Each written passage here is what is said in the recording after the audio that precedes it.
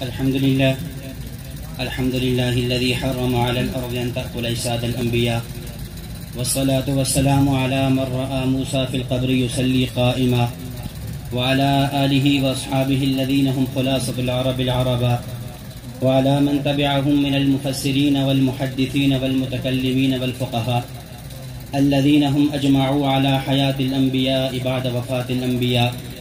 أما بعد فأعوذ بالله من الشيطان الرجيم. بسم الله الرحمن الرحيم.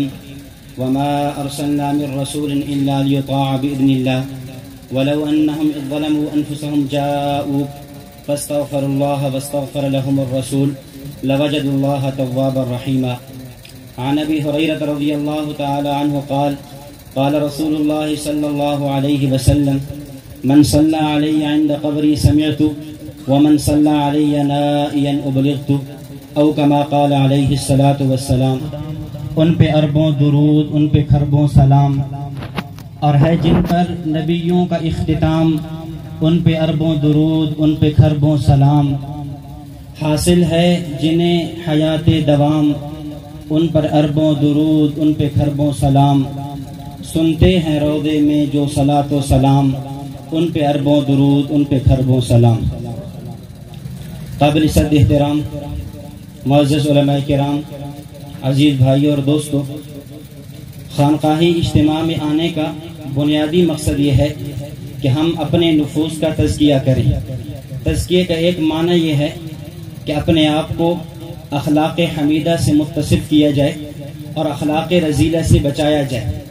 اسی طرح تزکیہ نفس کا ایک معنی یہ بھی ہے کہ اپنے دل میں جو غلط عقائد و نظریات ہیں ان کو ختم کیا جائے اور صحیح عقائد و نظریات کو لایا جائے. عقائد و نظریات چونکہ اسلام کی بنیاد ہیں، جس طرح ہمیں اخلاق و عادات، عبادات، معاملات اور معاشرت پہ محنت ضروری ہے، اسی طرح ہماری ذمہ داری یہ بھی بنتی ہے کہ ہم عقائد و نظریات پر محنت کریں. عقائد و نظریات میں بنیادی عقیدے جو قرآن کریم کی عموماً مکی صورتوں میں بیان ہوئے وہ تین ہیں. نمبر 1 عقیدہ توحید، نمبر 2 رسالت، نمبر 3 آخرت اور قیامت.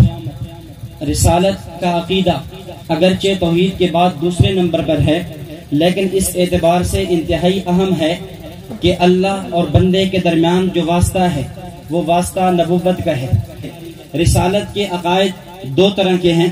بعض عقائد وہ ہیں جو نبوت کی زندگی کے متعلق ہیں، اور بعض وہ ہیں جو نبوت کے دنیا سے چلے جانے کے بعد کے متعلقہ ہیں. وہ عقائد جو نبوت کی زندگی کے متعلق ہیں ان میں سے ایک عقیدہ یہ ہونا چاہیے انبیاء کرام علیہ الصلاۃ والتسلیمات کی ذوات قدسیہ اپنی جنس اور ذات کے اعتبار سے بشر اور صفات کے اعتبار سے نور ہوا کرتی ہیں.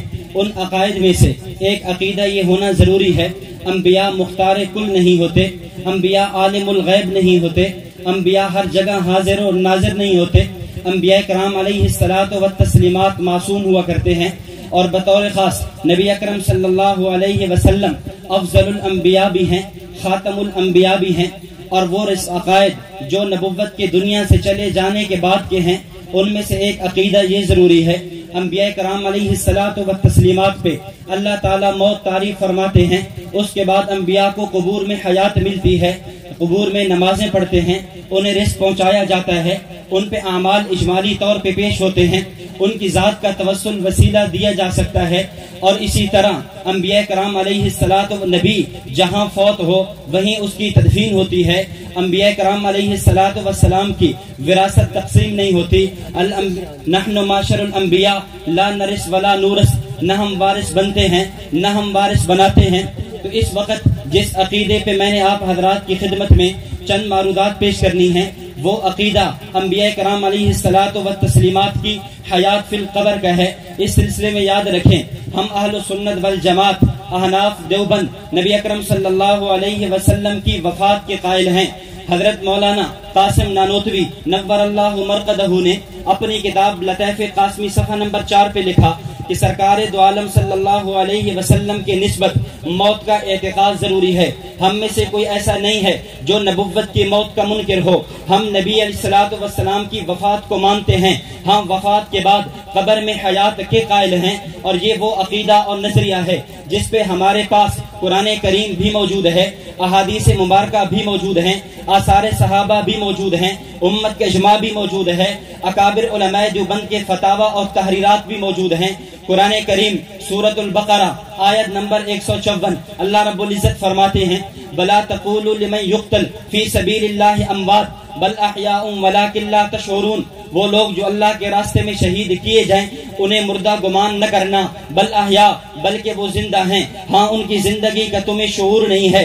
اس آیت میں ولا تقولوا فرمایا، دوسری آیت آل عمران میں ولا تحسبن فرمایا ہے۔ حضرت استاد محترم فرمایا کرتے ہیں یہاں اس آیت میں بد زبانی سے منع فرمایا ہے، اس آیت میں بدگمانی سے منع فرمایا ہے، اور یہ وہ آیت ہے اس کے تحت آپ اٹھائیں قاضی ثناء اللہ پانی پتی رحمت اللہ علیہ کی تفسیر مظہری، شیخ عبد الحق حقانی کی تفسیر حقانی، حکیم الامہ مجدد الملہ مولانا اشرف علی تھانوی رحمت اللہ علیہ کی بیان القرآن، مفتی اعظم پاکستان مفتی محمد شفیع عثمانی رحمت اللہ علیہ کی معرف القرآن، ان تمام حضرات نے اپنی اپنی کتب میں اس آیت کے تحت یہ بات لکھی انبیاء کرام علیہ الصلوۃ والسلام اپنی قبور میں زندہ ہیں۔ دوسری آیت سورۃ النساء آیت نمبر 64 اللہ فرماتے ہیں وما ارسلنا من رسول الا لیطاع باذن اللہ، نبی کو دنیا میں بھیجنے کا مقصد اطاعت خدا ہے۔ ولو انہم اذ ظلموا انفسہم جاؤک، اگر یہ لوگ اپنے گناہوں پر ظلم، اپنی جان پر ظلم کر بیٹھیں، گناہ کر لیں، جاؤک آپ کی خدمت میں آئیں، فاستغفر اللہ اللہ رب العزت سے گناہوں کی معافی مانگیں، واستغفر لهم الرسول رسول کو بھی سفارشی بنائیں، لوجد اللہ توابا الرحیم اللہ تعالیٰ ان کی توبہ کو قبول کرے گا، ان پر رحم کرے گا۔ مفسرین نے اس آیت کو آیت استشفاء لکھا ہے۔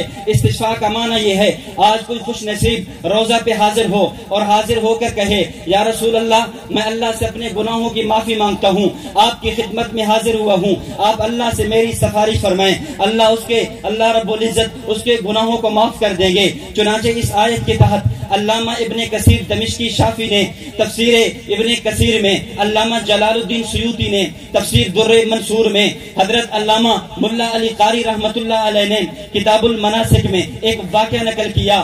حضرت عتبی رحمہ اللہ کہتے ہیں کنت جالسا عند قبر النبی صلی اللہ علیہ وسلم، میں امام الانبیاء صلی اللہ علیہ وسلم کی قبر کے پاس بیٹھا ہوا تھا، فجاء اعرابی ایک دیہاتی آیا، اس نے آ کر یہی آیت کریمہ تلاوت کی، تلاوت کرنے کے بعد رونے لگا اور کہنے لگا یا رسول اللہ جئتک مستغفرا لذنبی مستشفعا بک الی ربی، یا رسول اللہ میں آیا ہوں اپنے گناہوں کی معافی مانگنے کے لیے، آپ کو اپنے رب کا سفارشی اور حمایتی بناتے ہوئے۔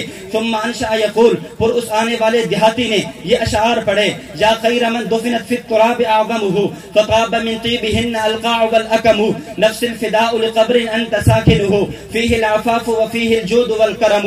بعض حضرات نے دو اشعار کا اضافہ بھی کیا، انت الشفیع الذی ترجى شفاعته علی الصراط اذا ما ذلت القدم وصاحباک فلا انساہما ابدا من السلام علیکم ما جرى القلم۔ حضرت عتبی کہتے ہیں مجھے نیند آ گئی، فانصرف الاعرابی آنے والا دیہاتی چلا گیا، میں خواب میں کیا دیکھتا ہوں، فرأیت النبی صلی اللہ علیہ وسلم فی المنام، خواب میں امام الانبیاء صلی اللہ علیہ وسلم کی زیارت ہوتی ہے، نبی اکرم صلی اللہ علیہ وسلم فرماتے ہیں یا عتبی الحق الاعرابی فبشرہ ان اللہ قد غفر له، اے عتبی اس آنے والے دیہاتی کو خوشخبری اور بشارت سنا دیجئے کہ اللہ نے آپ کے گناہوں کو معاف کر دیا ہے۔ مفسرین نے اس آیت کو آیت استشفاء لکھا۔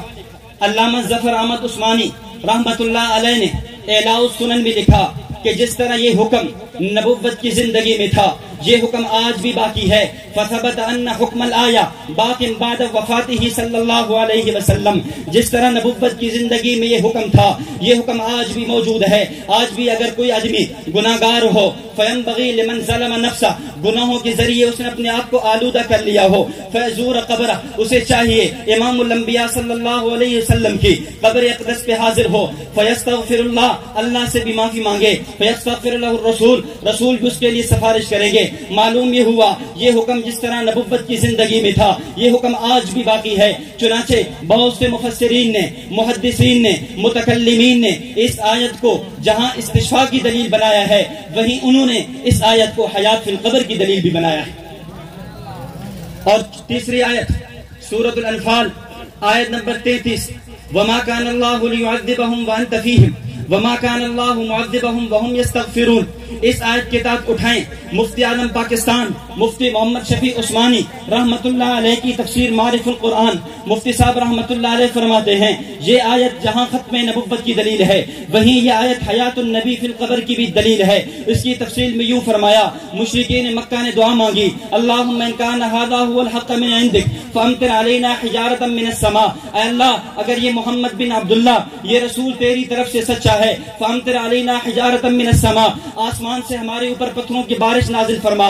اللہ رب العزت نے ان پہ اجتماعی عذاب مسلط نہیں فرمایا. سوال ہو سکتا تھا مشرکین مکہ تو بیت اللہ کا غلاف پکڑ کے یہ دعائیں مانگ رہے ہیں اے اللہ نبی سچا ہے پھر عذاب آ جانا چاہیے, عذاب آیا کیوں نہیں؟ آگے اللہ نے اس آیت کے اگلے حصے میں اس سوال کا جواب دیا یا رسول اللہ ان کا شرک ان کے کرتوت ان کے گناہ تو ایسے تھے ان پہ عذاب آ جاتا لیکن عذاب کیوں نہیں آیا؟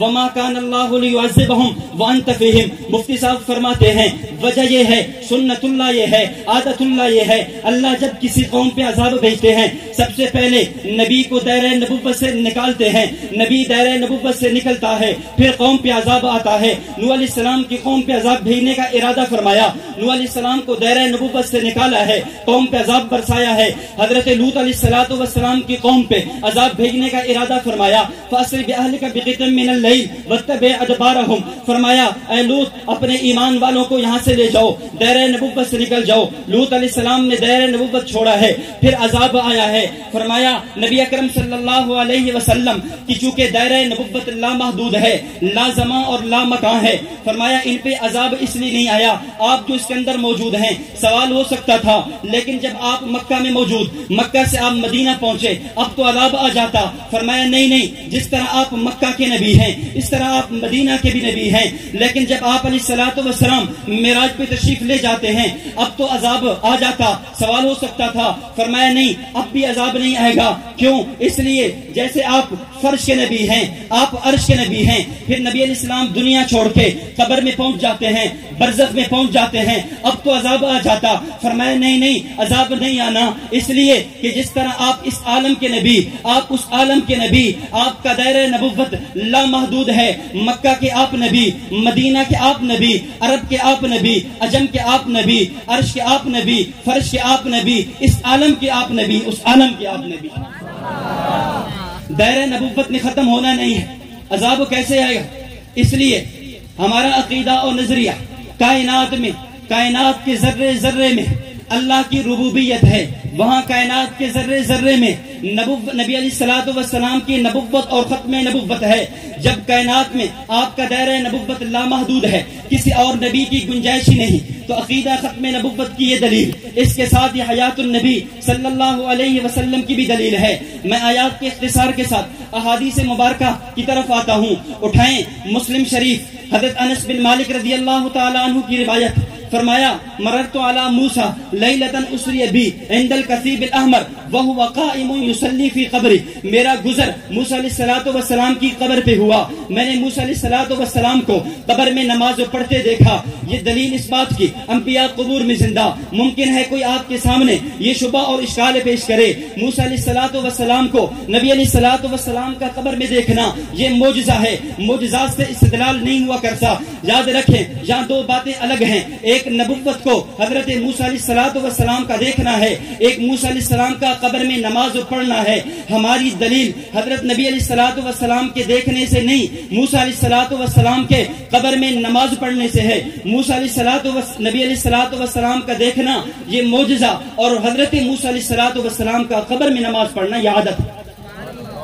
اسی طرح سنن نسائی کی روایت حضرت اوس بن اوس رضی اللہ تعالیٰ عنہ فرماتے ہیں نبی اکرم صلی اللہ علیہ وسلم نے فرمایا ان من افضل ایامکم یوم الجمعہ تمہارے دنوں میں بہترین دن جمعہ کا ہے. فیہ خلق آدم وفیہ قبض وفیہ نفخ وفیہ ساق. اس دن آدم علیہ الصلوۃ والسلام کی پیدائش بھی ہے وفات بھی ہے. اسی دن قیامت کا وقوع بھی ہوگا. فرمایا فاکثروا علی الصلاۃ فی جمعہ کے دن میرے اوپر درود کی کثرت کیا کرو. کیوں؟ فإن صلاتکم معروضۃ علی تمہارا درود مجھ پہ پہنچایا جاتا ہے. صحابہ نے عرض کیا یا رسول اللہ وَكَيْفَ تُعْرَضُ صَلَاتُنَا عَلَيْكَ وَقَدْ أَرِمْتَ، ہمارا درود آپ پر کیسے پہنچایا جاتا ہے؟ آپ تو قبر میں جا چکے ہوں گے، آپ تو بوسیدہ ہو چکے ہوں گے۔ آپ علیہ الصلوۃ والسلام نے جواب دیا، ان اللہ عز وجل حرم علی الارض اجساد الانبیاء، اللہ نے زمین پر حرام کر دیا ہے کہ وہ انبیاء علیہ الصلوۃ والسلام کے جسموں کو کھائے اور اٹھائیں۔ مسند بزار عبداللہ بن مسعود رضی اللہ تعالیٰ عنہ فرماتے ہیں، نبی علیہ الصلوۃ والسلام کی حدیث ہے، حیاتی خیر لکم و وفاتی خیر لکم، اے صحابہ میرا تمہارے اندر زندہ رہنا یہ بھی بہتر ہے، دنیا سے چلے جانا یہ بھی بہتر ہے۔ زندہ رہنا اس لیے بہتر کہ تم مجھ سے باتیں کرتے ہو، تم مجھ سے سوالات پوچھتے ہو، میں جواب دیتا ہوں۔ دنیا سے چلے جانا یوں بہتر ہے کہ تعرض علی اعمالکم، تمہارے اعمال میرے اوپر پیش کیے جاتے ہیں۔ فما رأیت من خیر حمدت اللہ، اچھا عمل ہوتا ہے میں اللہ کا شکر ادا کرتا ہوں۔ وما رأیت من شر استغفرت اللہ، برا عمل ہوتا ہے میں اس سے اللہ رب العزت سے استغفار کرتا ہوں، معافی مانگتا ہوں۔ یہ دلیل عرض اعمال کی یہ تمام احادیث جمع کریں۔ اسی وجہ سے علامہ سیوطی رحمۃ اللہ علیہ نے الحاوی للفتاوی میں لکھا، فاقول حیات النبی صلی اللہ علیہ وسلم فی قبر وقد تواترت بالاخبار، میں کہتا ہوں انبیاء اپنی قبور میں زندہ ہیں اور اس پہ دلیل اخبار متواتر ہیں۔ تواتر اسنادی نہیں، تواتر قدر مشترک ہے۔ تمام روایات کا مجموعہ جمع کیا جائے اس کا نتیجہ یہ نکلتا ہے انبیاء کرام علیہ الصلوۃ والتسلیمات اپنی قبور میں زندہ ہیں۔ اس کے بعد آثار صحابہ کی طرف آئیے، اٹھائیں صحیح بخاری، حضرت ابو بکر صدیق رضی اللہ تعالیٰ عنہ کا خطبہ موجود ہے۔ آپ نے فرمایا، والذی نفسی بیدی لا یذیقک اللہ الموتتین ابدا، اللہ کی قسم یا رسول اللہ، اللہ آپ پہ دو موتیں جمع نہیں فرمائے گا۔ اب دو موتوں سے کیا مراد ہے؟ وہ اٹھائیں محدثین کو، شارحین بخاری کو، علامہ حافظ ابن حجر اسقلانی نے فتح الباری میں، حافظ علامہ بدر الدین عینی رحمۃ اللہ علیہ نے عمدۃ القاری میں، محدث احمد علی سہارنپوری نے حاشیہ صحیح بخاری میں، اور شیخ الحدیث مولانا محمد زکریا کاندلوی نے الکنز المتواری شرح صحیح بخاری میں لکھا، دوسری موت سے مراد جو عوام عام کو موت آ جایا کرتی ہے، نبی قبر میں زندہ ہوتے ہیں، بل یستمر حیا، یہ ایسی حیات ہوتی ہے جو دائمی ہوتی ہے، یہ ختم نہیں ہوتی۔ تو آثار صحابہ سے بھی یہی معلوم ہوا انبیاء کرام علیہ السلام اپنی قبور میں زندہ ہیں۔ چوتھی دلیل امت کا اجماع ہے، اور یاد رکھیں جس مسئلے پہ امت کا اجماع ہو جائے، ملا علی قاری رحمہ اللہ نے لکھا، الاجماع اقوی من الاسناد، اجماع سند سے قوی ہوا کرتا ہے۔ جس مسئلے پہ اجماع ہو جائے اس مسئلے پر احادیث کی سند دیکھنے کی ضرورت نہیں، اگرچہ حیات انبیاء پہ دلالت کرنے والی تمام احادیث صحیح ہیں۔ اگر ایک منٹ کے لیے مان بھی لیے جائے کسی حدیث کی سند میں کمزوری ہو، اس پہ جرح ہو، تب بھی مسئلہ ایسا ہے جو اجماعی مسئلہ ہے۔ علامہ سخاوی رحمۃ اللہ علیہ نے القول البدی میں لکھا، نحن نؤمن ونصدق بانہ صلی اللہ علیہ وسلم حی فی قبر والاجماع علی ھذا، ہم اس بات کا اعتقاد رکھتے ہیں انبیاء علیہ السلام اپنی قبور میں زندہ ہوتے ہیں، اس بات پر امت کا اجماع ہے۔ علامہ محمد بن علان الصدیقی الشافعی نے دلیل الفالحین میں لکھا، والاجماع علی ھذا انہ صلی اللہ علیہ وسلم حی فی قبری، اس بات پہ امت کا اجماع ہے انبیاء اپنی قبور میں زندہ ہوتے ہیں۔ اٹھائیں شیخ عبد الحق محدث دہلوی کی اشعۃ اللمعات شرح مشکات جو فارسی زبان میں ہے، فرمایا بباید حیات انبیاء متفق علیہ است، اس بات کو جان لیا جائے انبیاء کی حیات متفق علیہ ہے، حیات انبیاء پہ امت کے اجماع بھی ہے۔ اور آخری بات، اس پہ اکابر علماء دیوبند کی تحریرات بھی موجود ہیں۔ بات یہ ہے آج وہ لوگ جو حیات انبیاء کے منکر ہیں وہ بھی اپنے آپ کو کہہ رہے ہیں ہم دیوبندی ہیں، ہم بھی کہتے ہیں ہم دیوبندی ہیں۔ دیکھنا یہ ہے کہ کیا دیوبندیت اکابرین دیوبند کی تحریرات حیات انبیاء کی بات کر رہی ہیں یا انکار حیات النبی کی بات کر رہی ہیں؟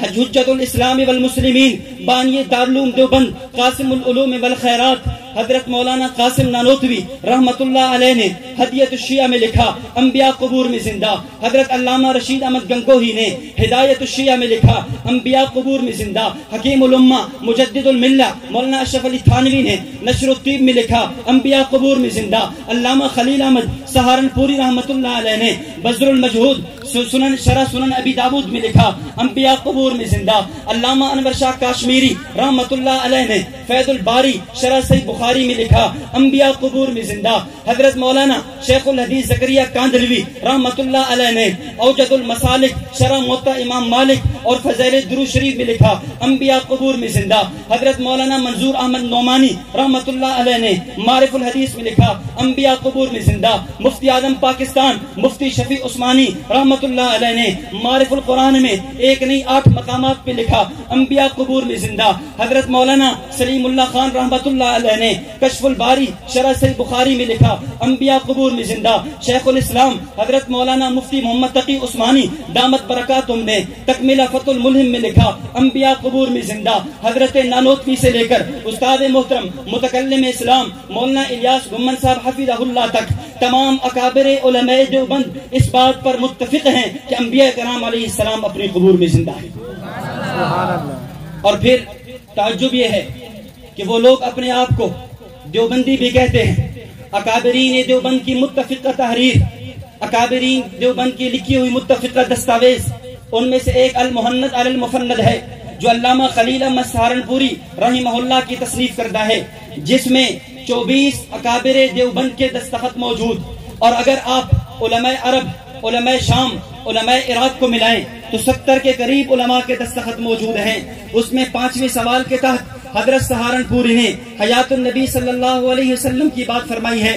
اور پھر المحند علی المفند کے بعد تسکین الصدور جو مولانا سرفراز خان صفدر صاحب رحمت اللہ علیہ کی لکھی ہوئی ہے، جس پہ 19 کے قریب اکابرین دیوبند کی تحریرات، اکابرین دیوبند کی تذکیرات موجود ہیں. اور مولانا سرفراز صاحب رحمت اللہ علیہ نے اس کتاب کو لکھا، اس میں بھی یہی بات موجود ہے اور یہ کتاب اسی عنوان پہ لکھی گئی ہے.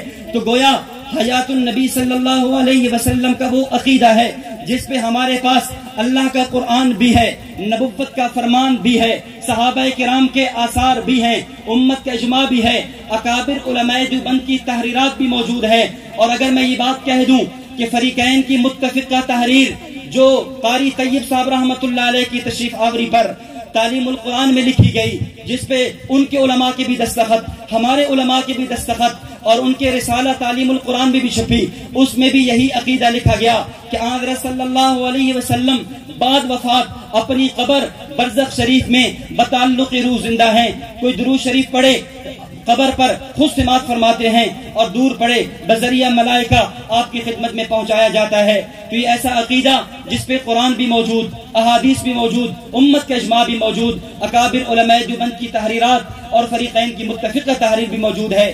اس لیے ہم بڑے ڈنکے کی چوٹ پہ کہتے ہیں استاد محترم متکلم اسلام مولانا الیاس گمن صاحب حفظہ اللہ کی اس پہ مستقل کتاب فرقہ مماتیت کا تحقیقی جائزہ موجود ہے. اور ہم کہتے ہیں یہ عقیدہ اکابر علماء دیوبند کا عقیدہ ہے، قرآن و سنت کا عقیدہ ہے. اللہ رب العزت مجھے اور آپ کو صحیح عقائد و نظریات کے اپنانے کی توفیق عطا فرمائے. وآخر دعوانا ان الحمدللہ رب العالمین.